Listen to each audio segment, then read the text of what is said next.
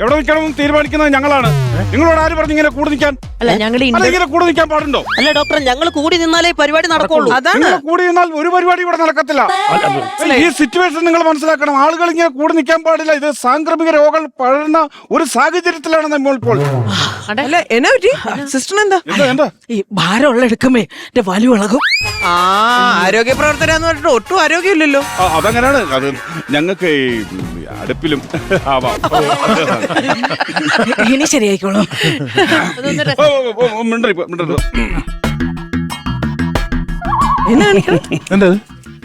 ഒരു ഡോക്ടറോടൊക്കെ ഒരു ക്ലീശ ചോദ്യം ഒഴിവാക്കാൻ വേണ്ടിയാണ് ഞാൻ അത് ചെയ്തത്. മനസ്സിലായില്ല.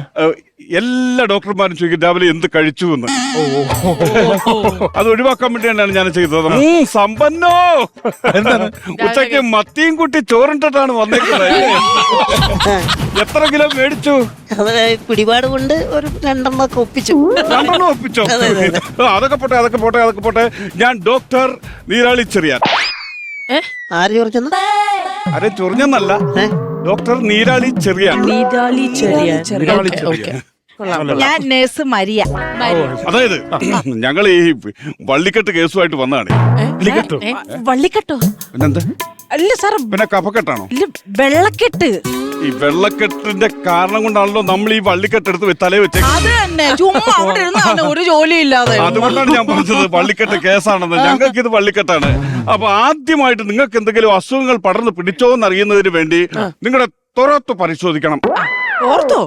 തോർത്ത് പരിശോധിക്കണം. അല്ല അതിപ്പോ എങ്ങനെയാ സാറേ? നമ്മളിപ്പോ ഇവിടെ ഷൂട്ടിങ്ങിന് വന്നില്ലേ? തോർത്തൊക്കെ എടുക്കണേ, ഇനിയും ബസ് പിടിച്ച് വീട്ടിൽ പോട്ടെ. അയ്യോ, ഈ കൊച്ചെന്തൊക്കെ ഈ പറയുന്നത്? മനസ്സിലായില്ലേ? ഞാൻ പറഞ്ഞത് നിങ്ങൾക്ക് മനസ്സിലായില്ലെന്ന് തോന്നുന്നില്ല. UK 4 വർഷം ഞാൻ പ്രവർത്തിച്ചിട്ടുള്ള ഡോക്ടറാണ്. എവിടെ? UK-ല് 4 വർഷം. യുകെയിലായിരുന്നു സാർ പഠിച്ചതൊക്കെ അങ്ങ് യുകെയിലായിരുന്നു. ശ്രദ്ധിച്ചു കേട്ടോളൂ. തൊണ്ടയുടെ ഈ ഭാഗത്തിനെയാണ് നമ്മൾ ത്രോത്ത് പരിശോധിച്ചോന്ന് പറയുന്നത്.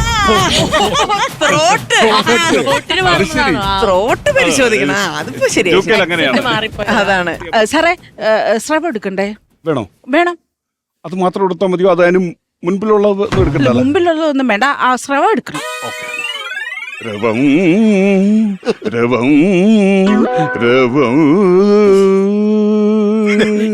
അത് ഫുള്ള് ചെയ്താലേ അതിനൊരു ഭംഗിയുള്ളൂ. അല്ല സാറിപ്പോ എന്തോ എടുത്തത്?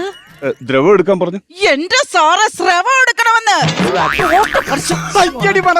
സ്രവം എടുക്കണമെന്നാണ് പറഞ്ഞത്. സ്രവം എടുക്കണം.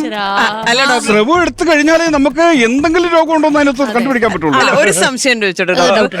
നമുക്ക് ഈ സന്താൻ വന്നാ എന്ത് ചെയ്യണം? സന്തോഷിക്കണം.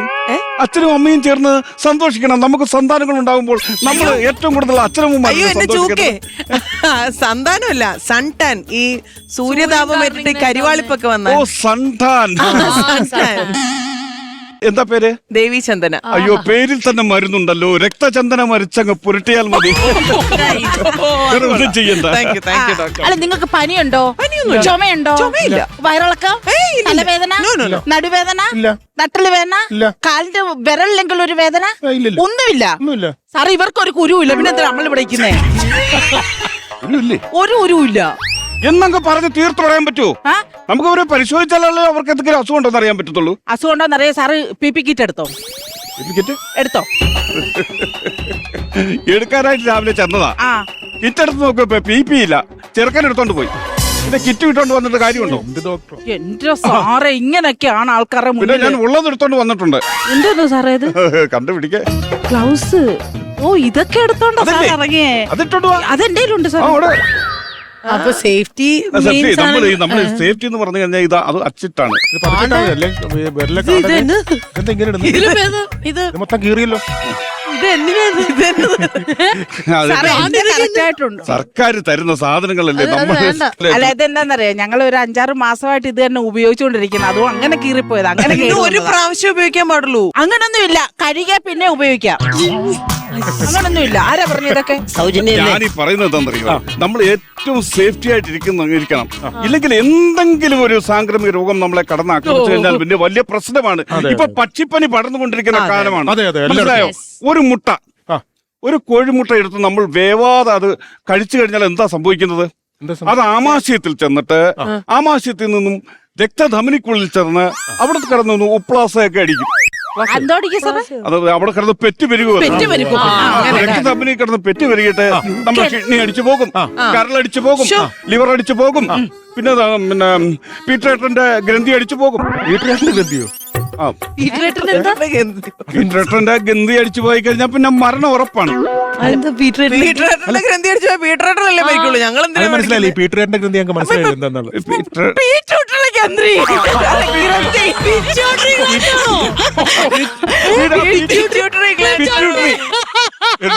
പിറ്റ്യൂട്ടറി ഗ്രന്ഥി സിസ്റ്റർ ഇല്ലായിരുന്നെങ്കിൽ പോകുന്നത്.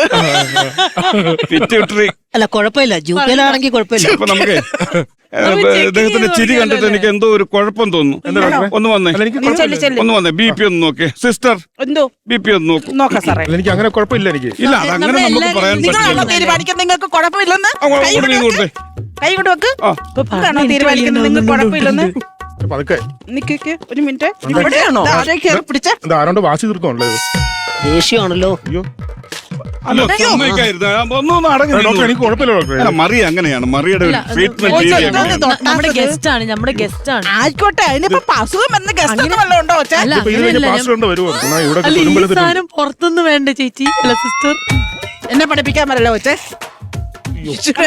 ഒട്ടിയോ? അയ്യോ ജാക്കറ്റ് ഇട്ടത് ഭാഗ്യമായി. സാറേ മറ്റേ കുടലില്ല. അതല്ലേ ഇവിടെ കിടക്കുന്നത്. അത് ഞാൻ നോക്കിക്കോളാം. നീ ഇതുവരെ പറഞ്ഞതിലും നല്ല സാധനമായിരുന്നു.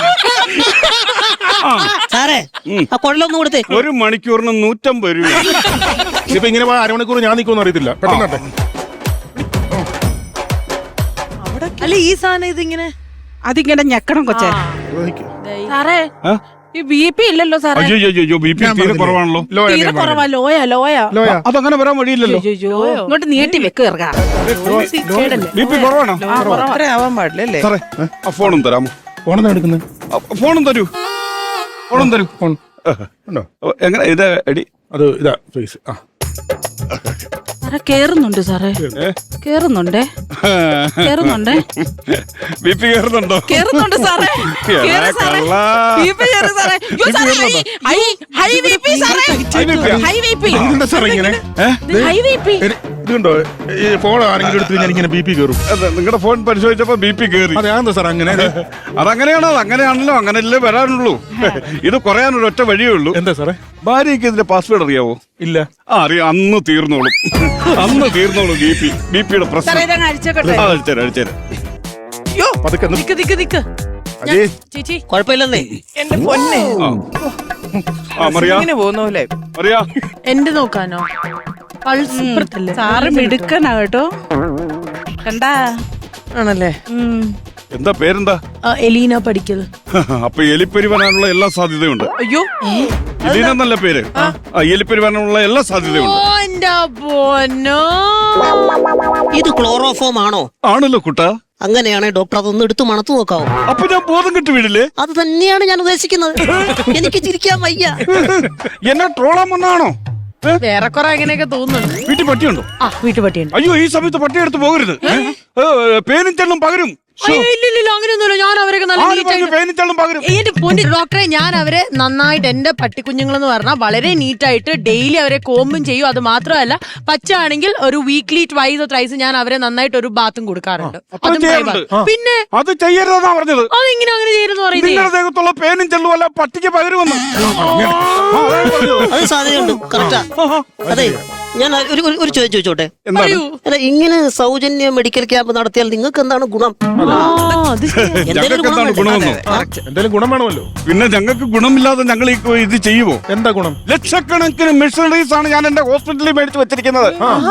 ഞാൻ എന്റെ ജൂക്കെന്ന് കൊണ്ടുവന്ന സാധനങ്ങൾ ചുമ്മാ അവിടെ ഇരുന്ന് തുരുമ്പ് പിടിക്കുകയാണ്. സാജൻ മെഡിക്കൽ ട്രസ്റ്റ് എന്ന് പേര് വിട്ടത് ഇങ്ങനെ ഇരുന്നിട്ട് ഒരൊറ്റ പട്ടികളും തിരിഞ്ഞു നോക്കിയിട്ടില്ല. ശരി. ഇത് സൗജന്യ മെഡിക്കൽ സൂപ്പർ സ്പെഷ്യാലിറ്റി ഹോസ്പിറ്റൽ എന്ന് പേരിട്ടപ്പോൾ ഇപ്പൊ ആളുകൾ ഇടിച്ചു കയറി വരികയാണ്. ഇത് ശരിക്കും പറഞ്ഞാൽ ഞങ്ങളുടെ ഒരു ചൂണ്ടയാണ്. ഞങ്ങളൊരു ചെറിയ ചൂണ്ട ഇടുന്നു, വലിയ മീനിനെ പിടിക്കുന്നു. ഇപ്പൊ മനസ്സിലായില്ലേ? സൗജന്യം എന്ന് കേൾക്കുമ്പോ ഓസിന് കിട്ടിയാൽ ആസിഡും കഴിക്കുന്നവരാണല്ലോ മലയാളികൾ. ഒരു കാര്യം ചെയ്യും, ചൂണ്ടയും കാര്യങ്ങളൊക്കെ ആയിട്ട് അങ്ങോട്ട് ചെന്നാട്ടെ, നമുക്ക് അതെ നമ്മുടെ പരിപാടികൾ നോക്കിയാലോ. വീണ്ടും എന്റെ കാര്യം തോൽവിയായെന്നുള്ളത് എനിക്ക് മനസ്സിലായി. ഇങ്ങനെയുള്ള ക്യാമ്പുകൾ സംഘടിപ്പിക്കുമ്പോൾ ഒന്ന് ശ്രദ്ധിക്കുന്നത് അല്ല നല്ലതായിരിക്കും. വേറെ ഒന്നുമില്ല, നിങ്ങൾ ഇടയ്ക്ക് ഹോസ്പിറ്റലിലോട്ട് ഒരു 10-20,000 രൂപയ്ക്ക് ചെക്കപ്പ് Check up ചെയ്യുക, നടത്തണം. അസുഖങ്ങൾ എന്തുണ്ടെന്ന് കണ്ടുപിടിക്കുക, പോവുക. അതെ അതെ അതെ. അത് ഇതൊക്കെ ഒന്ന് സെറ്റപ്പ് ആക്കി അപ്പൊ വെക്ക്. അടുത്ത ഞാൻ അങ്ങോട്ട് വന്നിരണേ. ഞാൻ വരാം. അടുത്ത തിങ്കളാഴ്ച വന്നു കഴിഞ്ഞാൽ ഫുൾ ബോഡി ചെക്കപ്പ്. ഓക്കെ, ഞാനൊരാൾ ചൊവ്വാഴ്ച വന്നാൽ ഫുൾ ബോഡി ചെക്കപ്പ്. ബുധനാഴ്ച ഫുൾ ബോഡി ചെക്കപ്പ്. വ്യാഴാഴ്ച ഫുൾ ബോഡി ചെക്കപ്പ്. എങ്ങനെയുണ്ട് ഞങ്ങളുടെ ചൂണ്ട? Comedy Masters, Comedy Masters, Comedy Masters.